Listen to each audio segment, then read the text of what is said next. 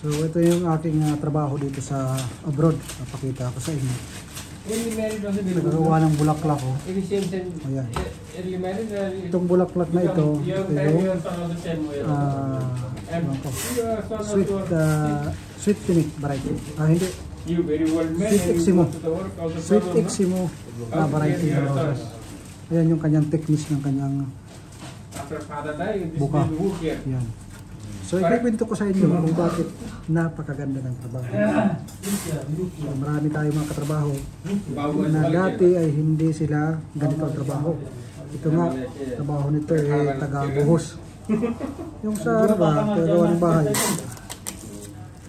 So, hinariyan na tagalinis lang ng rose. Ngayon, kita nyo naman gumagawa na ang ingay ng mga ipis na ito. So, ganito lang, kumuha ng bulaklak, napakasimple. Pagkatapos linisan yung mga bulaklak, tanggalan yung tinik, tinanggalan yung tinik, tapos tinanggalan ng dahon, gagawin na booking. Yeah, good. Ito. Good. Today, have promotion this one. Before cutting roses. Hello!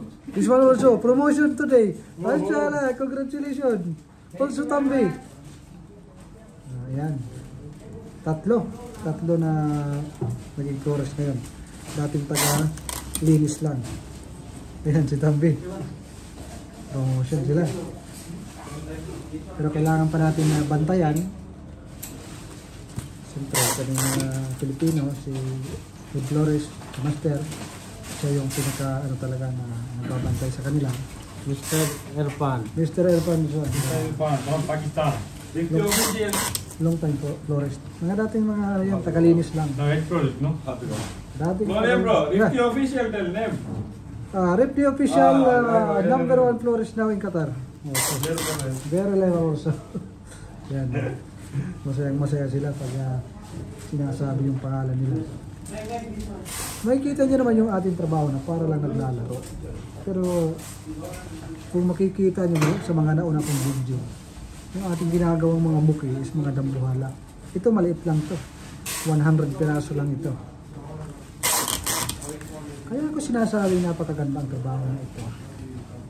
Siyempre, hindi ka naman dito magpapainit. Hindi ka naman magkukupras. Diba? Ganito lang gagawin mo. Mga roses ang kasama mo. Diba? Kaya kung ikaw ay interesado, kung meron kang trabaho ngayon, gusto mong lumipat ng trabaho, yung florist na trabaho ay in demand yan. Dito sa abroad, especially dito sa Middle East. Yan, napakaraming naghahanap yan. At ang kagandahan, maganda-ganda sa huralan. Lalo na pag ikaw ay magaling na florist. Kung ikaw naman ay magtatanong, magkano ba yung sinasahod ng florist na normal? Tulad ito, bagong mga florist. Abot yan ng 3.5. Meron pang bonus. Diba? Yan ang kagandahan. Depende yan kung yung company ay nagbibigay ng bonus. Kasi may mga company na fix lang talaga. Kunwari, kung ikaw ay may libre yung accommodation, transportation, pwede na siguro yung 3,000 to 3,500. Depende sa company. Kung mas malaki, 4,000 mas maganda. Sa pagkakalam ko, mga 3,000, oh, yan si Rep B. Very level. Dating tagalinis lang din yan. Okay. Ayan, sabi daw yung isa doon. Hintayin daw siya, papakita din yung ginagawa niya. Saan tayo na potol? Pinapakita nila sa akin pag natatapos kasi tinitingnan natin. Kasi baka makalusot, tapos pangit yung gawa. Siyempre. This one order, Royce. Okay. Tayo ang hindang amo. So yan ya. Ang ganda-ganda. Kahit ikaw ay hindi ka nakatapos ng pag-aaral, kahit high school graduate ka lang, Dito nga yung mga ibang mga lahi. Wala nang nakatapos siguro ng high school. Kasi paano ko nasabi, hindi marunong mo English. Napakahirap. Dito na lang natututo sa abroad. Ang hirap pa usapin. Minsan yung mga una pa, kahit yung kulay. Pag sinabi mo yung kulay, mashallah, very level bro. Wow. Pag sinabi mo yung kulay, hindi naintindihan. Pag sinabi ang variety ng pangalan, hindi naintindihan. Kailangan pa talaga ipamemorize sa kanila. Ang hirap.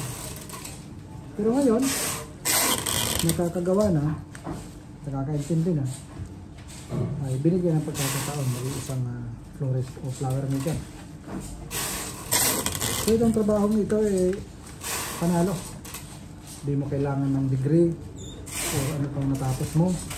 Basta meron kang skills, lalo sa mga arrangement, kailangan meron kang arts.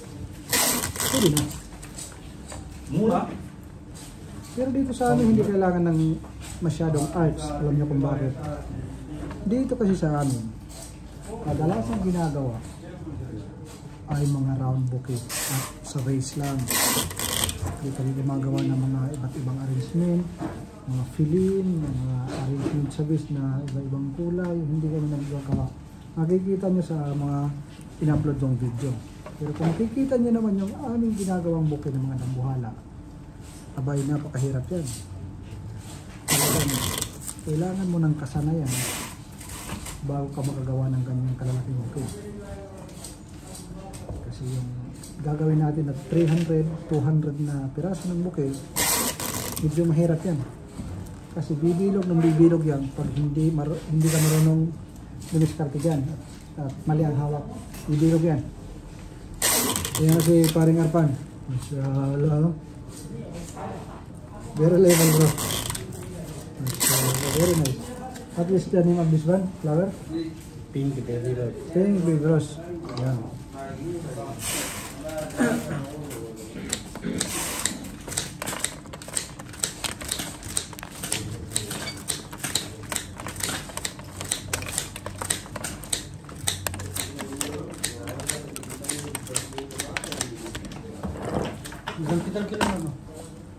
It's up to you.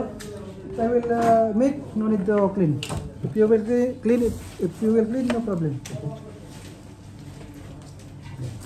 Tatanong pa tinatabad lang pala Ha? Parang iba yung kulay natin sa dahil siguro sa humid. Yan. May humid kasi dito. Grabe yung humid namin. Yung humid dito sa Qatar.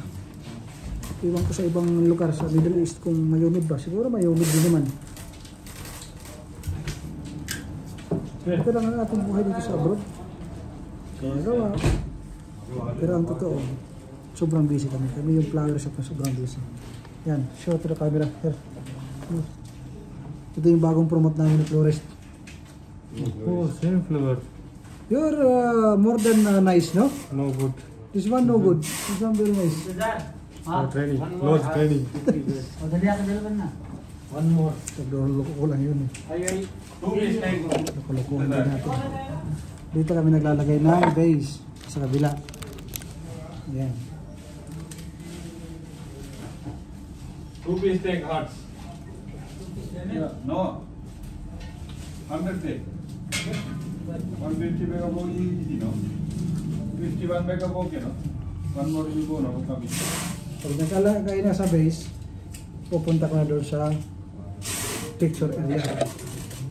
Picture area. Kayo muna bahala dito, bantayin nyo. Baka hindi tamang gagawin.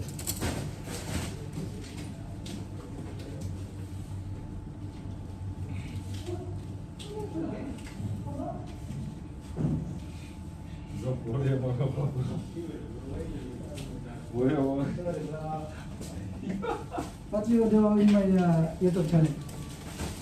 So ayan. Ito naman yung ang titirahin. Which one you want?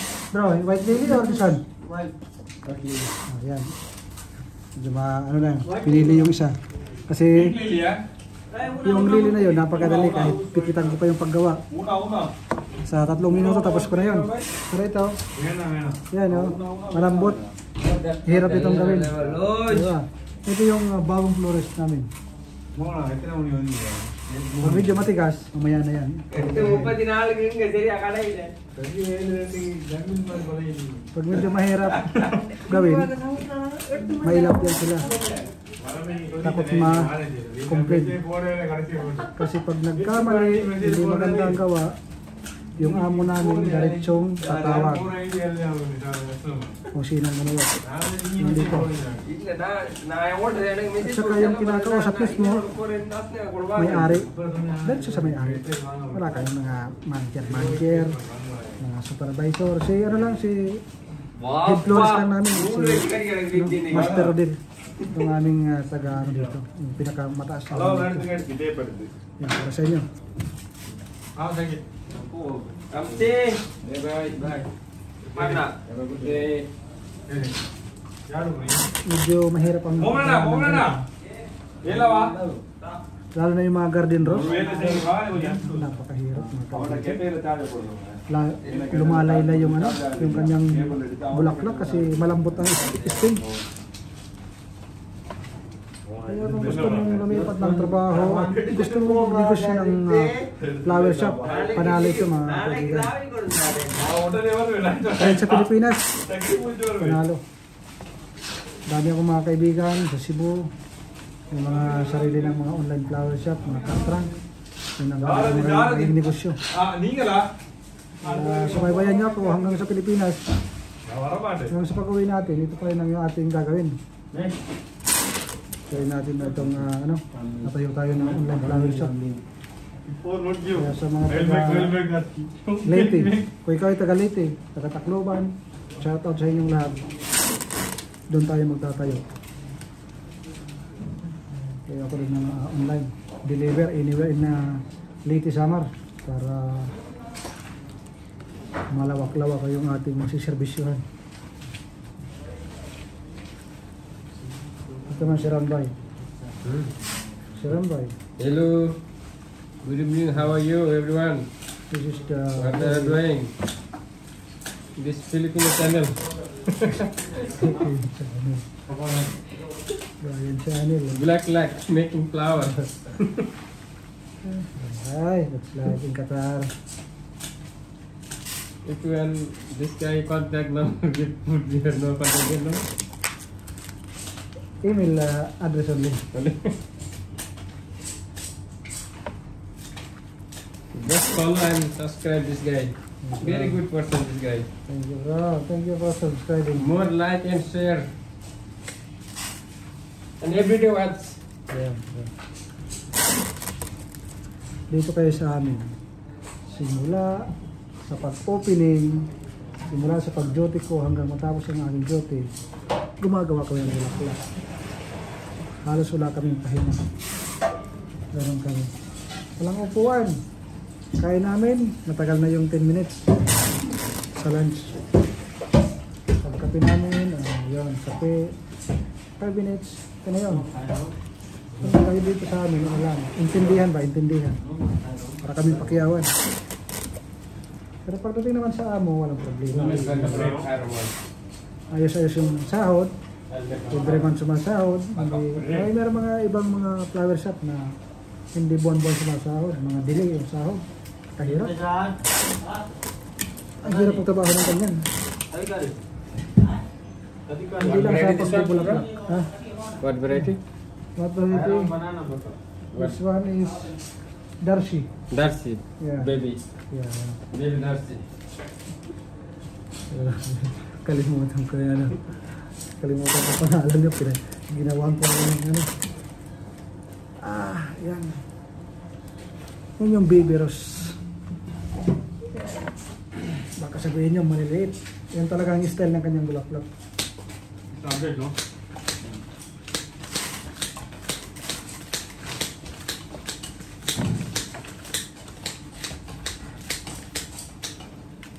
Kailangan marunong kayo nito. Kailangan pala marunong. Hindi naman pala marunong. So, pag natapos yun ang gawin, Itong baby rose na ito, hindi talaga mapapantayan. Alam niyo kung bakit. Kasi ang stem niya ng isang stem ay up and down. Kumbaga, isang stem, merong ganito, may ganito, may ganito. Up and down yung kanyang bulaklak, kaya hindi siya ma-level. Pero part yan ng design. Okay? Lagyan natin ng rope. Pagkalagay ng rope,